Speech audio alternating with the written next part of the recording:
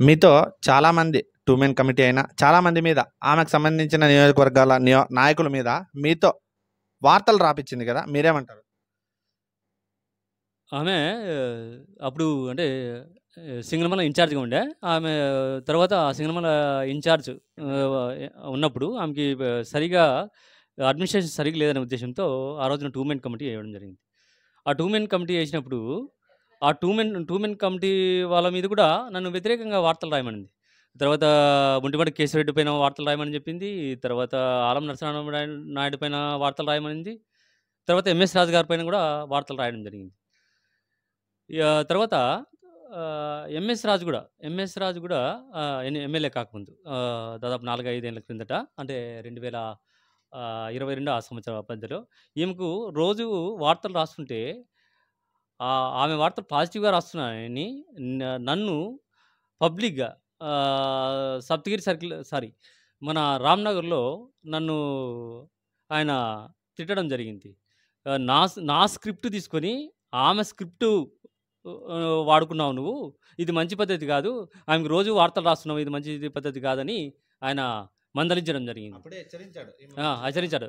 హెచ్చరించడం జరిగితే నేను ఆ రోజు ఎస్పీ గారికి కంప్లెయింట్ చేస్తాను. తర్వాత కాళ శ్రీనివాస్‌కి కంప్లెయింట్ చేశాను. ఇది పద్ధతి కాదని చెప్తే అతను మళ్ళా సైలెంట్ అయిపోయినాడు. మీ మీద ఇలాంటి వ్యతిరేక వార్తలు రాపిచ్చింది. ఏది ఎంఎస్ రాజు గారి మీద, ముట్టిమడి కేశవరావు గారి మీద, అల్లం నరసింహనాయుడు వీళ్ళ మీద, టూ మెన్ కమిటీ మీద ఇలా రాపిచ్చింది. ఇప్పుడు మిమ్మల్నే వదిలేసింది.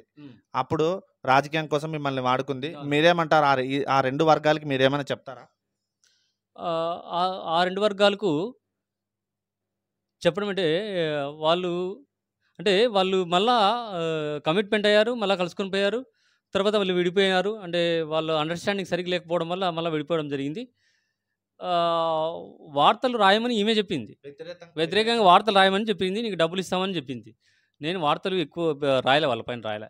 కానీ ఈమె పైన రోజు పాజిటివ్‌గా రాస్తా అంటే మావెందుకు వార్తలు రాయవని వాళ్ళు మా ఎండీ గారితో గానీ, మా ఎడిటర్‌తో గానీ మాట్లాడడం జరిగింది. మా బ్యూరో గారితో గానీ అందరితోని కంప్లెయింట్ చేయడం జరిగింది. ఆ విధంగా జరిగింది. వాళ్ళు చేసే మంచి చూపియాల. వాళ్ళు చూపియాల. ఎమ్మెల్యే అభ్యర్థి సింగనమల బండారు శ్రావణి ఇద్దరిది చూపియాల అని చెప్పి అడిగింటారు. అంటే కానీ ఈమె మీతో వ్యతిరేకంగా వార్తలు రాపిచ్చి మిమ్మల్ని కూడా చెడు చేసింది వాళ్ళ దగ్గర. అవునవునవును. తర్వాత కూడా ఈ వార్తలు రాపించుకోవడంలో రోజు కూడా ఆమె నాతో చాటింగ్ చేసేది, వార్తలు రాయమని ఫోన్లు చేసేది. 10 గంటలు నైట్ 10 గంటలైనా ఫోన్ చేసేది, మెసేజ్‌లు పెట్టేది. వాళ్ళ అమ్మ కూడా దాదాపు డైలీ 5, 6 వార్తలు పెట్టేది, ఫోటోలు పంపించేది. రోజు కూడా వార్తలు పంపియడము, నాతో రాపించుకోవడము, చాట్ చేయడము ఇవన్నీ జరుగుతాండేవి. ఆ విధంగా బాగా యూనిటీగా ఉండడము, సఖ్యతగా ఉండడం ఉంటిమి. కానీ లాస్ట్‌లో ఈ విధంగా జరిగింది. కమిటీ గారు, టూ మెన్ కమిటీ సభ్యులు చాలామంది వద్దు ఇటువంటివి రాయొద్దు, ఉన్నది ఉన్నట్టు రాయన్నారు. అంటే చాలా ప్రోగ్రాముల్లో వాళ్ళు చాలా సార్లు చెప్పారు. అంటే మా వార్తలు కూడా రాయండి, మావెందుకు ప్రచురించవు, ఎందుకు ఆమె అంటే మీకు ఆమె అంటే ఎందుకు అభిమానము, వార్తలు ఆమెవే రాస్తున్నావు అని చాలా సార్లు చెప్పారు.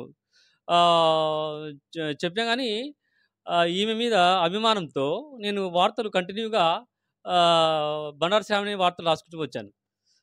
వాళ్ళు ఆ విధంగా నా మీద కొద్దిగా సఫర్ అయ్యారు. కానీ మళ్ళా వాళ్ళ వార్తలు కూడా కంటిన్యూగా రాసుకుంటూ వచ్చాను. ఉన్నట్టు చూపియండి, బండారు శ్రావణినే కాదు అని చెప్పారు, మీకు హెచ్చరించారు ఎవరైతే ఎంఎస్ రాజు గారు, ఈ టూ మెన్ కమిటీ వీళ్ళు. కానీ మీరు అట్లనే రాశారు ఆమె మీద ఉన్నిలేండి ఏదో. ఆ వార్తలు వాళ్ళు అంతగా చెప్పినా కానీ వాళ్ళని మాటలను పెద్దగా పట్టించుకోకుండా ఈమె మీద అభిమానంతో వార్తలు రోజు రాయడం జరిగింది. అభిమానంతో రాస్తే చంపేపిస్తాను, బూటు కాళ్ళు, చెప్పు దెబ్బలు. అభిమానంతో అదే ఇట్లా వార్తలు డైలీ రాస్తా అంటే వాళ్ళు కంటిన్యూగా రాస్తారు. ఎంతో అభిమానంతో చేస్తుంటే ఆమె లాస్ట్‌కు చెప్పులతో కుట్టడము, బూట్లతో కుట్టడము, దాడి చేయించడం హేయమైన చర్య. ఇది ప్రజాస్వామ్యంలో డెమోక్రసీలో ఇది పద్ధతి కాదు. ఇది సమంజసం కాదు. ఏ వ్యక్తి పైన కూడా ఇది పద్ధతి కాదు. మనిషిని చంపిస్తామని చెప్పడం, మనిషిని చంపుతామని చెప్పడం కూడా ఇదంతా పద్ధతి కాదు. అవన్నీ కూడా మానుకోవాలా. ఆమెకు వ్యతిరేకంగా ఎవరు మాట్లాడితే వాళ్ళు, ఇది కార్యకర్త మాట్లాడినా, అధికారి మాట్లాడినా, జర్నలిస్ట్ మాట్లాడినా మెంటలీ డిసేబుల్డ్ అనే ఒక వార్త బయటకు వస్తుంది. మీరేమంటారు? ఏంటంటే వాళ్ళు చెప్పేది వాళ్ళ అమ్మ కానీ, బండారు లీలావతి కానీ, బండారు శ్రావణి శ్రీ గారు కానీ వాళ్ళు చెప్పేటివన్నీ అబద్ధాలు.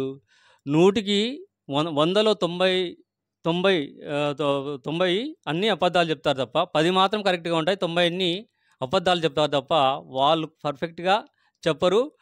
ఏదన్నా ఇట్లా ఇష్యూ వస్తే వాళ్ళు మెంటలీ డిజార్డు, మానసిక పరిస్థితి సరిగా లేదనడము, ఈ విధంగా వాళ్ళని మానసికంగా కృంగదీయడానికి ఇలాంటి మాటలు మాట్లాడడము అది ఆమెకి సమంజసం కాదు. ఆమె కూడా ఉన్నత చదువులు చదివింది. ఇలా మాట్లాడడం పద్ధతి కాదు. మీరు కూడా ఆ విధంగా అందరినీ మాట్లాడుకుంటూ పోతే మీ మెంటల్ పరిస్థితి కూడా, కండిషన్ కూడా సరిగా లేదని ప్రతి ఒక్కరు కూడా అనుకుంటారు.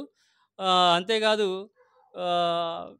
మీ అంటే మీ ప్రోగ్రాముల్లో కూడా చాలామంది చాలా రకరకాలుగా అంటున్నారు. ప్రతిదానికి నవ్వడం వల్ల మీ మానసిక పరిస్థితి కూడా సరిగా లేదని ఎప్పుడు నవ్వుతుంటారని అనుకుంటారు. మీ మానసిక పరిస్థితి కూడా బాగలేదని చాలా పలువురు చర్చించుకుంటున్నారు. సాటి కార్యకర్తనే మెంటలీ డిజేబుల్డ్ అనేది, సాటి జర్నలిస్టును కూడా 5 ఏళ్ళు పనిచేసినాక మెంటలీ డిజేబుల్డ్ అనేది మమ్మల్ని కూడా అంటుంది. ఎందుకంటే ఇంటర్వ్యూ తీసినాం కాబట్టి మీతో వీళ్ళు మెంటలీ డిజేబుల్డ్ అంటుంది. వీళ్ళ దగ్గర ఆరోపణలు, మొత్తం ఆరోపణలు ఉన్న సాక్ష్యాలు స్క్రీన్ మీద ప్లే చేస్తున్నా కూడా ఆరోపణలు అంటుంది. చివరిగా ఏమంటారు? ఆమెకు 100% నిజాలు చూపించినా, 100% ఆధారాలతో చూపించినా అవన్నీ అవాస్తవాలు, ఆరోపణలని చెప్తుంది తప్ప ఆమె నిజము అనేది ఎప్పుడు ఒప్పుకోదు. ఏ దాన్ని కూడా నిజం ఒప్పుకోదు. వాళ్ళు ఏది చెప్పినా 100కి 90% అబద్ధాలు చెప్తారు తప్ప 10% మాత్రం కరెక్ట్ చెప్తారు తప్ప 100కి 90% అబద్ధాలే. ఇప్పుడు కూడా మీ వెనకాల ఎవరో ఉన్నారు, ఎవరో మాట్లాడిచ్చారు, ఏదైతే ఏదో వాళ్ళ సంబంధించిన వేరే వర్గం మాట్లాడిచ్చింది అంటారు. మీరేమంటారు? నా వెనకాల ఎవరు లేరు, నా వెనకాల ఎవరు సపోర్ట్ చేయలేదు. నేను వ్యక్తిగతంగా మాట్లాడుతున్నాను, నేను ఉన్నది ఉన్నట్టు మాట్లాడుతున్నాను. ఎవరు ప్రమేయంతోనో, ఎవరి యొక్క వైసీపీ కానీ టీడీపీ కానీ ఎనీ పార్టీ వాళ్ళ సహకారము లేదు. మేము ఉన్నది ఉన్నట్లు వాస్తవాలు మాట్లాడుతున్నాం తప్ప ఎవరో మాట్లాడిస్తే మాట్లాడించడానికి మేము దాదాపు 20 ఏళ్ళు జర్నలిస్ట్ ఫీల్డ్లో ఉన్నాం. దాదాపు ఇప్పుడు నాకు 45 సంవత్సరాలు ఉన్నాయి. అలాగా ఎవరో మాట్లాడితే మేము మాట్లాడగలం కాదు. ఏదన్నా కానీ డైరెక్ట్గా మాట్లాడడము, స్ట్రైట్గా మాట్లాడడం మా యొక్క ఇది అంతే. అధిష్టానానికి చంద్రబాబు నాయుడు గారికి, నారా లోకేష్ గారికి, ఈ ఎమ్మెల్యే గురించి ఏమని చెప్తారా సందేశం?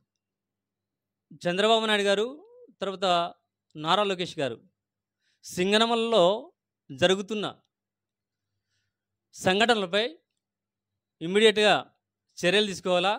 ఎంతోమంది అంటే ఇప్పుడు ఏం చేస్తున్నారంటే అక్కడ నిజాయితీగా పనిచేసిన కార్యకర్తలకు న్యాయం జరగడం లేదు. ఇటీవల వచ్చిన కార్యకర్తలకు, వైసీపీలో నుంచి వచ్చిన కార్యకర్తలకు వాళ్ళు న్యాయం చేస్తున్నారు తప్ప 40 ఏళ్ళు 50 ఏళ్ళు నుంచి పనిచేసే కార్యకర్తలకు దూరం పెట్టారు. కాబట్టి వారిపైన చంద్రబాబు నాయుడు గారు కానీ, తర్వాత నారా లోకేష్ గారు కానీ ఇమ్మీడియట్లీ యాక్షన్ తీసుకోవాలని కూడా ఈ సందర్భంగా నేను కోరుకుంటున్నాను. నిజమైన కార్యకర్తలకు, నిజమైన బాధితులకు,